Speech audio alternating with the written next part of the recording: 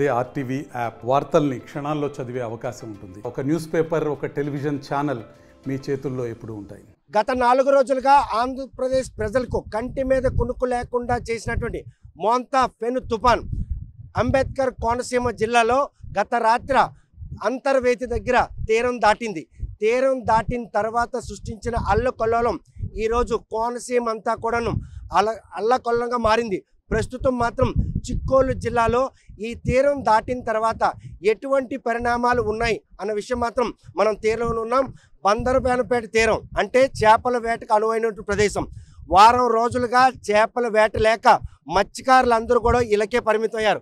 ఇప్పటికి కూడాను సముద్రం అల్లుకొల్లాలం, అదేవిధంగా అలల ఎగస్పాటు, ఈ పరిణామాలన్నీ కూడా వారం రోజులుగా వేటకు దూరమైనటువంటి ఆ మత్స్యకారులు మళ్ళీ ఇది సాధారణ పరిస్థితికి వచ్చి వేటకు అనువైనటువంటి తీరం ఎప్పుడు రూపుదాల్చుందని చెప్పి ఆశగా ఎదురు చూస్తున్నారు. చూస్తే కనుక ఇంకా తీరం దాటినా కూడా ఆ అల్లుకొల్లాలం అదేవిధంగా అలజడి అదే విధంగా ఉందంటే ఇంకా ఈ తుఫాన్ తాలూకు మూలాలు ఇంకా తీరంలో మాత్రం పొంచి ఉన్నాయి అన్నటువంటి పరిణామం మాత్రం స్పష్టంగా కనిపిస్తుంది. రాష్ట్రంలోనే 193 కిలోమీటర్ల తీరం ఇస్తున్న చిక్కోలు జిల్లాలో చూస్తే కనుక తీరం వెంబడి అలల ఎగసిపాటుతో పాటు ఆ ఇసుక రేణువులు ఎగిసిపడే తీరు చూస్తుంటే కనుక ఇంకా ఈ కడలికి ఎటువంటి ప్రమాదం పొంచి ఉన్నదనే సంకేతాలు కనిపిస్తాయి. ప్రస్తుతం మాత్రం తీరం అంతా కూడాను ఒక భయానక పరిస్థితులు మాత్రం నెలకొన్నాయి. బందరబేనపేట అంటే కడలి అంచులోనే ఉంటుంది గ్రామం. సుమారు 4,000 మంది మత్స్యకారులు ఉన్నటువంటి ఈ గ్రామస్తులు మాత్రం చేపల వేటే ప్రధాన వృత్తి.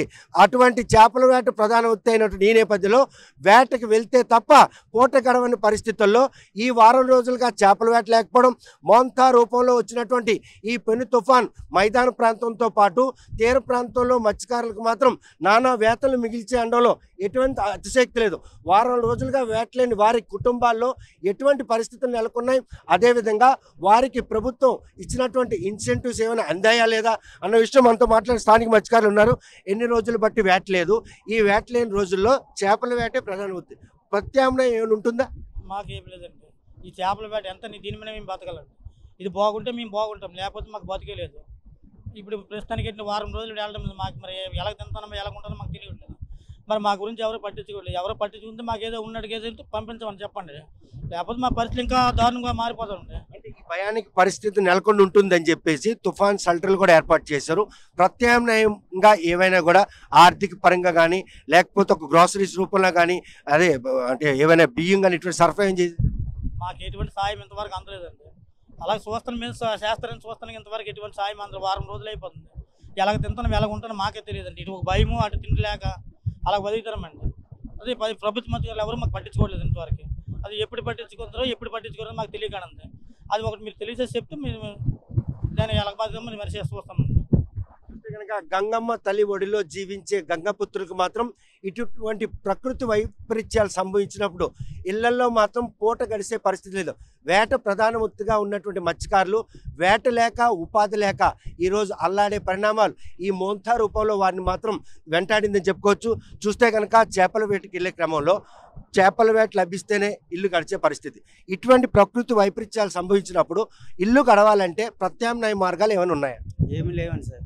ఆ రోజుకి వెళ్తే తిన్నట్టుగా, లేకపోతే ఇక్కడ వస్తున్నట్టుగా ఒక పూట తిన్నాను కూడా. ఇంకా ఇప్పుడు ఆ గంగలోనికి వెళ్తే ఆ రోజుకి 200, 300 దొరికితే దీంట్లో మా ఆహారంగా తిన్నట్టుగా, లేకపోతే బతికి తీరలేదు సార్. అంటే ఇప్పుడు ఎన్ని రోజులైంది విపత్తు వచ్చి? ఇంకా మళ్ళీ ఎన్ని రోజులకు మళ్ళీ చేపల వేటకి తీరం అనువైంది? అయితే వేటకి వెళ్ళరాదని 2 వారాల నుంచి చాటింపు వేస్తున్నారు సార్, తెలియజేస్తున్నారు. 2 వారాల నుంచి మాత్రం పూర్తిగా వెళ్ళలేదు. 2 వారాల పరిస్థితి ఎలా ఉంటుందో తెలుసు. ఎంత సంపద ఇచ్చినోడికైనా సరే వెళ్ళకపోతే మరి తోవలేనోడికి అలాగే మేము అలాగే బతుకుతాం సార్. వేట లేనప్పుడు ప్రత్యామ్నాయం ఈ ఉపాధికి మార్గం ఇంకేం లేదా? మీరు ఇంకా ఏం లేదు సార్, మాకు ఏది దిగులు చూడట్లేదు. ఏది అంతే ఏదైనా వస్తుంది, లేకపోతే ఎక్కడ భోజనం పెడతారంటే అది కూడా లేదు. అంటే కేవలం వేట నిషేధాజ్ఞలు ఉన్నప్పుడు ఇచ్చినటువంటి పరిహారం తప్ప ఇటువంటి ప్రకృతి వైపరీత్యాలు సంభవించినప్పుడు మాత్రం ఎవరు కూడా మీ సమస్య కోసం పట్టించుకున్న నాదులు లేడా? లేదు సార్.